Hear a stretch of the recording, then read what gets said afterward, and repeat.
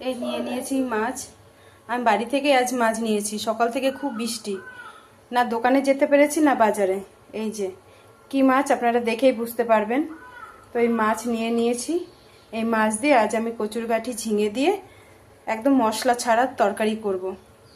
আজ একদম মশলা খেতে খুব একটা ভালো লাগছে না, তবুও একটু আধটু মশলা তো দিতেই হবে। তো দেখুন আমি কি করে রান্নাটা করি। দেখুন মাছের সাইজগুলো। মাছটা আমি ভেজে তুলে নেব আগে।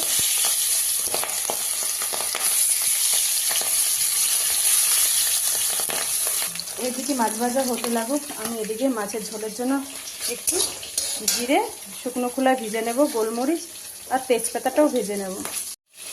এবার দিয়ে দেবো কড়াইতে তেল।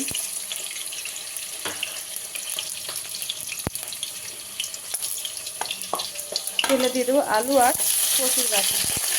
কচুর গাঠিগুলো আমি একটু ভেঙে নিয়েছি।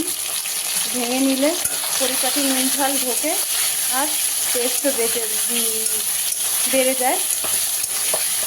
একটা কড়াইতে আমি তেল নিয়ে নিয়েছি, 3টে কড়াই আমার রান্না হচ্ছে। আর এই যে মোচাটা আমি ছাড়িয়ে নিয়েছি। এই মোচাটা আমি এই যে পেঁয়াজ আদা রসুন কাঁচা লঙ্কা দিয়ে ভেজে আমি এটা বেটে নেব। এটা একটা, অনেকে তো ঘন্ট খান মাছের মাথা দিয়ে চিংড়ি দিয়ে, আমি আজ এটা করে দেখাবো আপনাদের। আমি এভাবেই 3টে ওভেনেই রান্না করি বলে আমার খুব তাড়াতাড়ি রান্না হয়ে যায়। আর আমি সব গুছিয়ে গাছিয়ে নিয়েই একবারে বসি, তাই আমার তাড়াতাড়ি রান্নাটা হয়ে যায়। দেখুন মাছ ভাজা হয়ে গেছে। আমি এই যে মাছগুলো নামিয়ে নেব। কড়াই জুড়ে মাছ দিয়েছি আমি আজকে।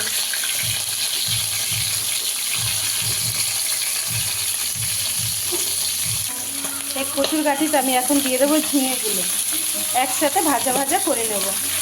দেবো স্বাদ মতন নুন হলুদ। এদিকে মোচার জন্য মোটামুটি পেঁয়াজ আদা রসুন কাঁচা লঙ্কা ভাজা ভাজা হয়ে গেছে।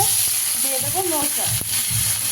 এই আস্তে আস্তে দিয়ে এটাও নুন হলুদ দিয়ে আমি বেশ ভাজা ভাজা করে তুলে নেব।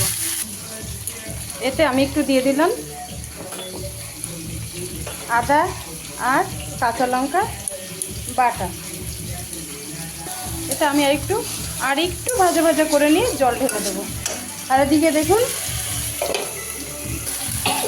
এই যে মোচাটাও ভাজা ভাজা হয়ে যাচ্ছে।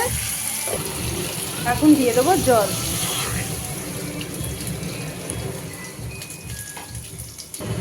এই ঝোলে দিয়ে দেবো আমি এখন একটা টমেটো কুচি। মাছের ঝোল আমার ফুটে উঠেছে, আমি এখন দিয়ে দেবো মাছগুলো।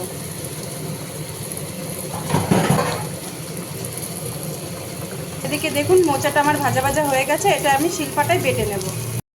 ঝোলটা নামিয়ে নিয়ে আমি এখন এটা ফোড়ন দেব জিরে তেজপাতা দিয়ে। আর এদিকে একটু ভাজা মশলা রেখেছি, এটা নামানোর আগে এটা দিয়ে মাছের ঝোলটা আমি নামিয়ে পরিবেশন করে দেখাচ্ছি আপনাদের।